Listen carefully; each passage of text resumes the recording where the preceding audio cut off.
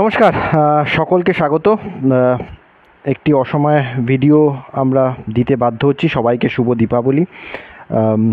আজকের একটা অনভিপ্রেত ঘটনা, যেটা রিপোর্ট করতে এবং 12th ম্যানের বক্তব্য বা আমাদের ব্যাপারে আমরা যা ইনফরমেশন যতটুকু যা কালেক্ট করছি সেই ব্যাপারে আপনাদেরকে জানাতে আমরা হাজির হয়েছি এই ভিডিওটায়।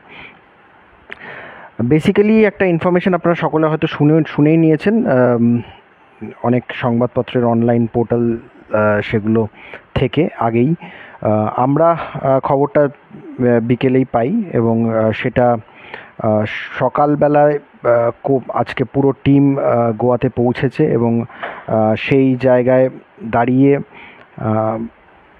আইএফএ শিল্ডের ফাইনালের ম্যাচ চলাকালীন কিছু সিদ্ধান্ত নিয়ে কোচ অস্কার ব্রুজো এবং গোলকিপিং কোচ সন্দীপ নন্দীর মধ্যে কিছু সমস্যা, সেটা আগেই আপনারা জেনেছেন, আমরাও শোতে আলোচনা করেছি।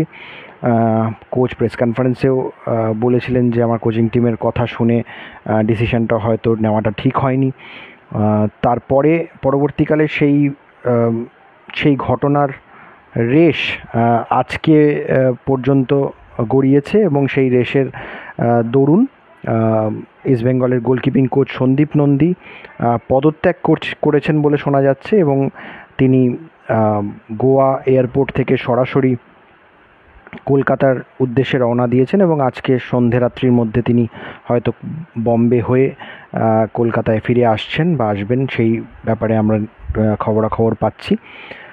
বিষয়টি যদি যতটুকু আমরা বুঝতে পারছি বা জানতে পারছি যে গোয়া এয়ারপোর্টে অস্কার ব্রুজনের সঙ্গে তার কিছু বিষয় নিয়ে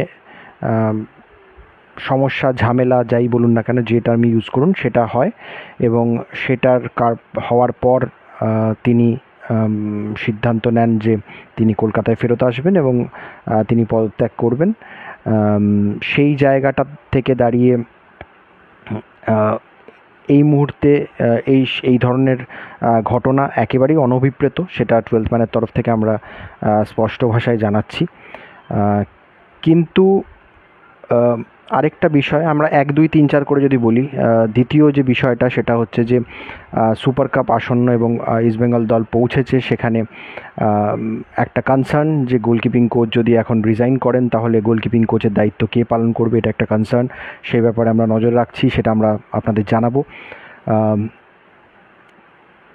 খুব ইম্পর্ট্যান্ট আরেকটা বিষয়, যেটা এই ধরনের ঘটনা অনভিপ্রেত হওয়া কেন বলছি আমরা, কারণ একটা টুর্নামেন্ট শুরুর আগে দলের মধ্যে অনেকেরই মনে হতে পারে এটা সংগতির অভাব এবং সংগতির একটা বার্তা, সঠিক বার্তা দেয় না। কিন্তু পারিপার্শ্বিক বিভিন্ন ঘটনা যেগুলোর ব্যাপারে আমরা খবরাখবর নেওয়ার চেষ্টা করছি এবং আমরা আরেকটু এর ডিটেলে ঢোকার চেষ্টা করছি, সেগুলো জানলে আপনাদের সঙ্গে নিশ্চয়ই আমরা শেয়ার করব। সেই ব্যাপারগুলো খুব ইম্পর্ট্যান্ট হয়ে পড়ে এবং সেই সাথে সাথে যেটা সবচেয়ে ইম্পর্ট্যান্ট, আমাদের 12th ম্যানের দুটো দিকই, যে মানে একটা যেমন অনভিপ্রেত দিক মনে হচ্ছে, যেটা উচিত নয় এই ধরনের ঘটনা সামনে আসা, বা এই ধরনের কোনো যদি টিমের মধ্যে মানে ওয়ার্ল্ড স্পোর্টসে এরকম টিম কোচ, মানে স্পোর্টিং যিনি ডিরেক্টর থাকেন বা যিনি হেড থাকেন, সেটা কোচ হতে পারেন বা যিনি সর্বা যিনি চালনা করছেন বা সমস্ত টেকনিক্যাল ডিসিশনস নিচ্ছেন, তার সঙ্গে অন্যান্যদের সমস্যা, মতবিরোধ, এগুলো হয়েই থাকে। তো সেই ঘটনাটা এমন মানে খুব বড় করেও আমরা দেখতে চাইছি না, আবার বড় করে দেখতে চাইছি না এই কারণ ইস্টবেঙ্গলের একটা খুব গুরুত্বপূর্ণ টুর্নামেন্ট সামনে রয়েছে এবং সেটার দায়িত্ব, দায়ভার যার উপরে, তিনি এটার মধ্যে ইনভলভ। যে কোনো টুর্নামেন্টের খারাপ ফল হলে, খারাপ দায়িত্ব হলে সবার আগে কোচের উপরেই সেই কোপ পড়ে এবং কোচকেই সেই দায়িত্ব নিতে হয়। তো কোচ নিশ্চয়ই এই ঘটনাটার দায়িত্ব নিজে নেবেন নিজের কাঁধে এবং সেটা কিভাবে তিনি তার দলকে একত্রিত রাখবেন এবং মোটিভেটেড রাখবেন এবং এই ঘটনাটার আঁচ দলের খেলার পারফরমেন্সে, টিম বন্ডিংয়ে পড়বে না, সেটা কোচেরই দায়িত্ব, সেটা কোচ সেটা বুঝবেন। একটা খুব ইম্পর্ট্যান্ট বিষয় যেটা 12th ম্যানের এই ভিডিও থেকে আমরা শেয়ার করতে চাই, সন্দীপ নন্দীর সঙ্গে এরকম ঘটনা বা সন্দীপ নন্দী কোচ, গোলকিপিং কোচ থাকাকালীন এরকম ঘটনা নতুন নয়। 2022-23 সিজনে মোহামেডানের কোচ থাকাকালীন উনি বোধহয় তার আগের সিজন থেকেই কোচ ছিলেন, আমি যদি ভুল না করি।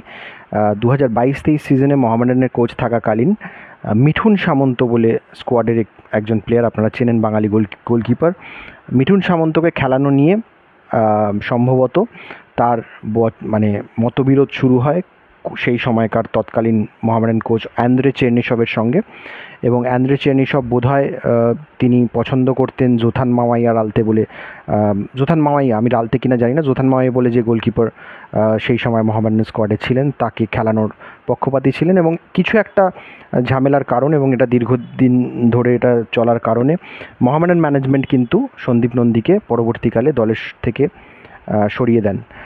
তো এই ঘটনা নতুন নয় ইস্টবেঙ্গলের সঙ্গে, ইস্টবেঙ্গলের হয়ে সন্দীপ নন্দীর সঙ্গে কিন্তু এরকম ঘটনা আগেও ঘটেছে। আমরা জানি না যে এই ঘটনার অ্যাকচুয়াল কারণ কী, এবং তার একদম পেছনের প্রেক্ষাপটটা কী, এবং সেখানে কোচের কী বক্তব্য আছে, অস্কারের কী বক্তব্য আছে, সন্দীপ নন্দীর কী বক্তব্য ছিল, সেগুলো হয়তো সব কোনো দিন সামনেও আসবে না। কিন্তু আমরা চেষ্টা করব সেটার ভেতরে খোঁজ খবর নেওয়ার, সেটা জানার। তো এই বিষয়টা আপাতত এইটুকুই যে এই ঘটনাটা ঘটেছে, এবং এই ঘটনাটার ইম্প্যাক্ট যাতে সুপার কাপের কোনো প্রস্তুতির উপর ইস্টবেঙ্গলের দল মানে কারেন্ট দলের উপর না পড়ে, সেটার দায়িত্ব যিনি ঘটনাটার সঙ্গে যুক্ত তার রয়েছে। অস্কার ব্রুজন নিশ্চয়ই এই বিষয়গুলো দেখবেন, এবং এই বিষয়ের যাতে কোনো প্লেয়ারদের প্রিপারেশনসে, যদিও আজকে প্লেয়াররা একত্রিতভাবে কোচ সন্দীপ নন্দীকে বলেছিলেন যে একেবারেই না যাওয়ার জন্য, এটা আমি শুনেছি, তো তিনি ডিসিশন চেঞ্জ করেননি, তিনি চলে এসেছেন, এবং সেই ঘটনাটা ঘটেছে। তো আপাতত সুপার কাপে দলের ভালো রেজাল্ট ইস্টবেঙ্গল সমর্থকরা প্রত্যাশা করছে, 12th ম্যানও সেটাই প্রত্যাশা করছে, এবং এই ঘটনার রেশ খেলায় পড়বে না, এবং এটা অন্য দিকে গড়াবে না। কিভাবে এটা ড্যামেজ কন্ট্রোল হবে, ম্যানেজমেন্ট সেটা কিভাবে করছে, সেটা দিকে আমাদের নজর থাকবে। আপনারা নজর রাখুন 12th ম্যানে। এই ভিডিওটা এইটুকুই রাখছি, আপনাদের ইনফরমেশনের জন্য ছিল। ধন্যবাদ, বিদায় নিচ্ছি। শুভ দীপাবলি, সবাই ভালো থাকবেন। জয় ইস্ট বেঙ্গল।